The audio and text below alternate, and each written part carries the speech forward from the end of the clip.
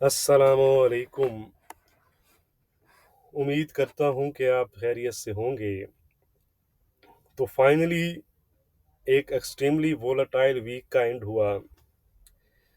इस week Friday से पहले तक तो अगर हम यूएस का डाटा देखें, जॉब ओपनिंग्स और एडवांस जॉब नंबर्स, तमाम नंबर जो थे वो वीकर साइड पर रहे, जिसके बाद वीकर नॉन फॉर्म पेरोल्स की फोरकास्ट की जा रही थी। बट मैंने आपको बताया था फ्राइडे की इंटरडे वीडियो में कि प्रीवियस ट्रेंड से हमें ये पता चलता है कि अब एडवांस जॉब नंबर्स की वो एक्यूरेसी नहीं रही, और अक्सर ऐसा हमें देखने को मिलता है कि जो यानी कि एडवांस जॉब नंबर से non farm payroll number contrast side पर देखने को मिल जाते हैं।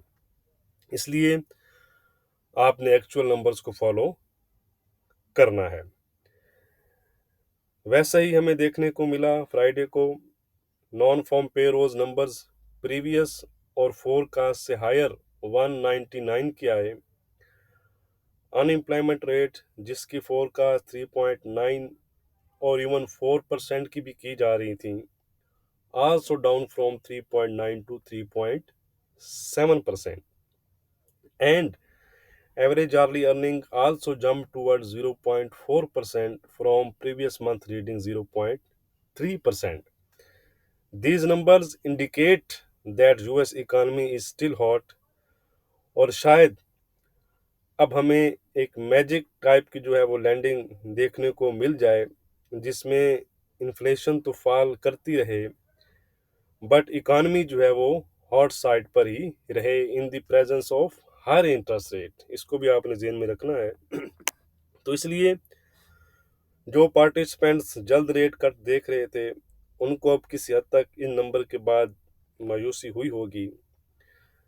फेड के पास रूम है कि वो मज़ीद रेट बढ़ाए, और अगर मज़ीद रेट ना भी बढ़ाए तो भी फेड जो है वो रेट को हायर साइड पर होल्ड रख सकता है एक टाइम ऑफ पीरियड के लिए, और इसका जो रूम है यूएस की इकानमी फेड को प्रोवाइड कर रही है।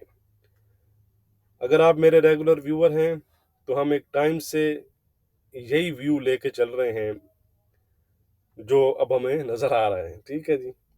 अब नेक्स्ट वीक फर्स्ट तो यूएस के सीपीआई नंबर्स हैं, जो कि मार्केट के सेंटिमेंट्स को चेंज करने की सलाहियत रखते हैं। Depending on data surely market sentiments change होंगे। उससे नेक्स्ट डे ही फिर इस साल की जो लास्ट मीटिंग है फेड की वो ड्यू है, जिससे मार्केट फ्यूचर के बारे में गाइडलाइंस लेने की कोशिश करेगी। अगर फेड इन्फ्लेशन पर अपने स्टांस को चेंज नहीं करता और इन्फ्लेशन को लेकर अग्रेसिव ही रहता है, तो गोल्ड में फिर हमें मज़ीद सेलिंग नज़र आ सकती है, और डॉलर में वाइस वर्सा मज़ीद बाइंग हमें नज़र आएगी। ऑन द अदर साइड, अगर फेड डोविश रहता है तो फिर गोल्ड में हमें बाइंग और वाइस वर्सा डॉलर में हमें सेलिंग नज़र आएगी। तो चलते हैं जी चार्ट की तरफ। मंडे को अगर हम देखें तो ये मंडे की कैंडल है। मंडे को ओपनिंग पे ही एक अनएक्सपेक्टेड मूव हमें नज़र आया गोल्ड प्राइसेस में, और गोल्ड ने हाई बनाए, न्यू ऑल टाइम हाई बनाए 2144 के। उसके बाद से आप कह सकते हैं कि जो सेलिंग स्टार्ट हुई है गोल्ड में, वो इवेंचुअली गोल्ड को पहले 2010 और फिर फ्राइडे को 1995 के आसपास के लो बनाने के बाद 2000 से अबव जो है वो क्लोजिंग दी है। ये किसी हद तक गोल्ड जो है वो, आप उसको गोल्ड की सक्सेस कह सकते हैं कि गोल्ड ने 2000 से अबव 2004-5 के आसपास जो है वो वीकली क्लोजिंग दी है। इस वीक बहुत वोलेटाइल वीक रहा गोल्ड में। पहले हमने एक मंडे को 2074 पे बाय किया था, जो कि हम 2070 पे निकल गए थे 30 पिप में। फिर फ्राइडे को हमने 2020 से सेल ली थी, जो कि 2005 पर हमने 100% बुक किया।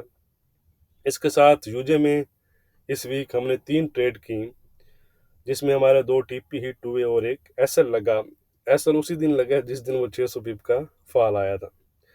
तो ओवरऑल एक सक्सेसफुल वीक रहा हमारा। तो आई होप कि आपका भी रहा होगा।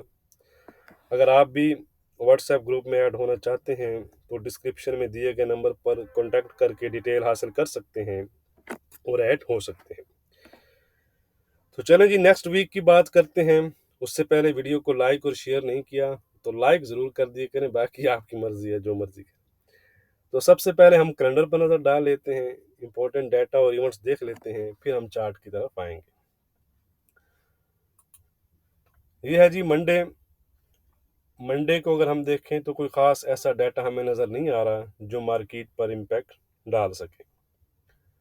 ट्यूसडे ब्रिटेन के क्लाइमेट काउंट चेंज है, उसके बाद जर्मन का इकोनॉमिक सेंटीमेंट है, और यूएस सेशन में यूएस की सीपीआई और कोर सीपीआई नंबर्स हैं। ठीक है जी। तो ये बड़े इंपॉर्टेंट रहेंगे क्योंकि ये सिर्फ एक दिन पहले ही आ रहे हैं फेड की मीटिंग से, तो इनका अच्छा इम्पैक्ट हमें देखने को मिल सकता है। और इन नंबर्स की बुनियाद पर हमें मार्केट सेंटिमेंट्स भी चेंज होते नज़र आ सकते हैं। ठीक है, इनको फिर इंट्राडे वीडियो में मैं डिटेल के साथ आपके साथ डिस्कस करूंगा।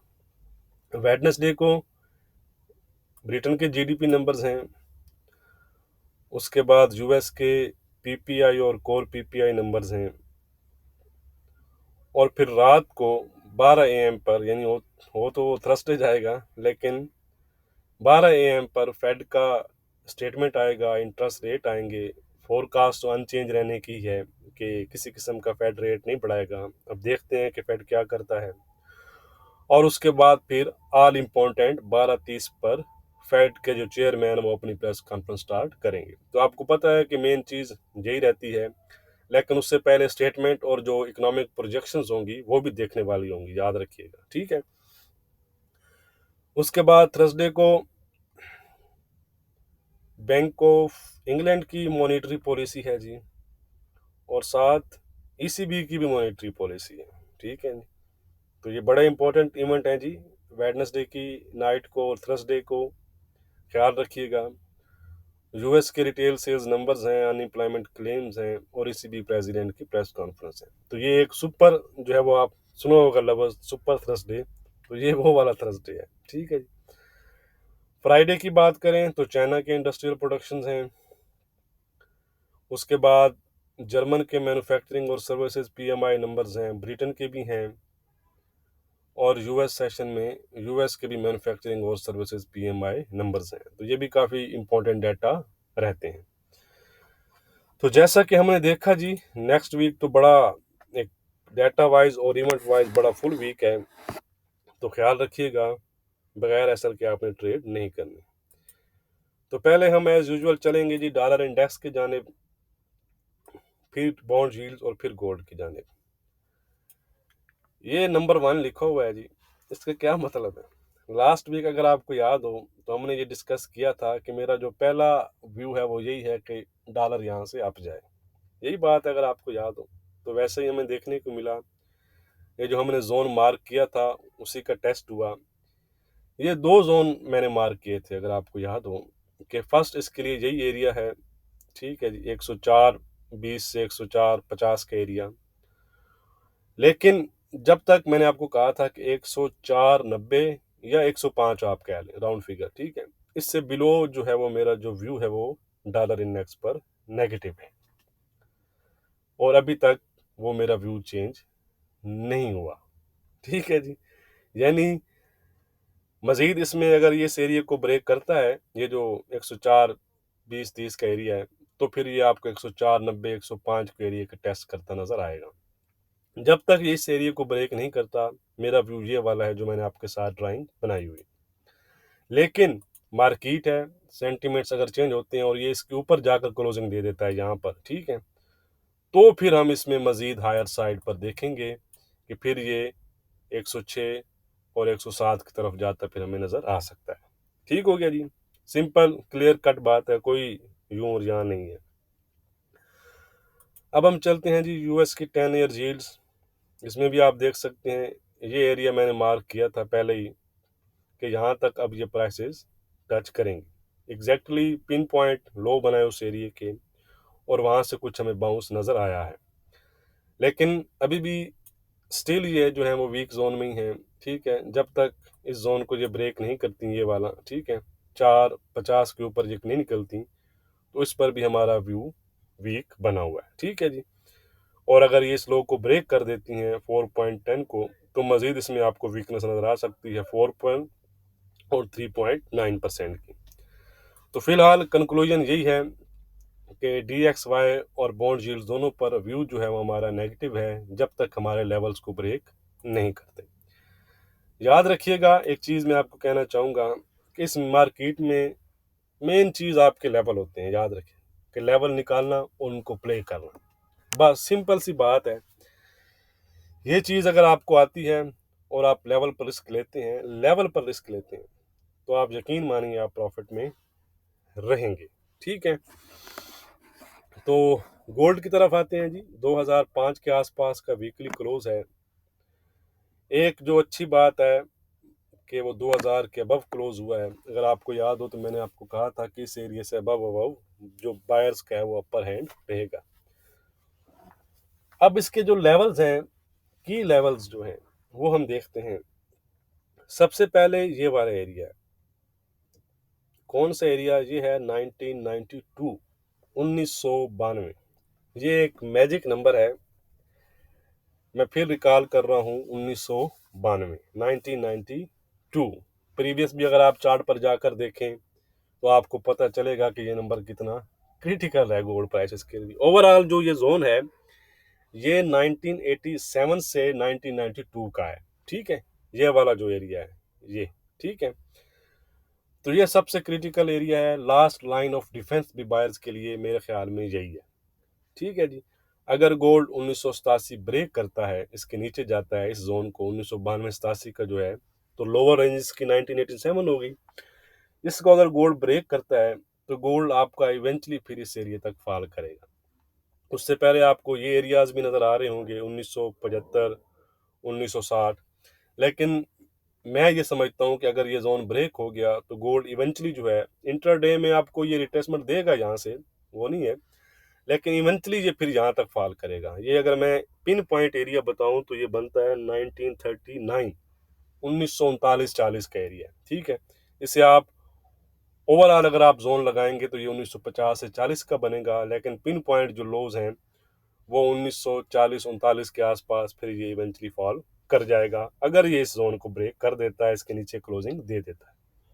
याद रखिएगा कि जहाँ पर हम क्लोजिंग की बात कर रहे हैं, लास्ट वीक अगर आप देखें तो हमारे जो लेवल थे वीकली फोरकास्ट के वो बड़े अच्छे प्ले हुए। इस स्पाइक को आप नज़रअंदाज करेंगे तो वो तो अनएक्सपेक्टेड मूव आया, लेकिन अगर आप लेवल्स को जाकर देखें, जो मैंने लेवल्स आपको दिए थे वो बड़े इवेंचुअली बड़े अच्छे फॉल हुए जब मार्केट दोबारा उनमें इन हुई। तो ये डाउन साइड का सिनेरियो है।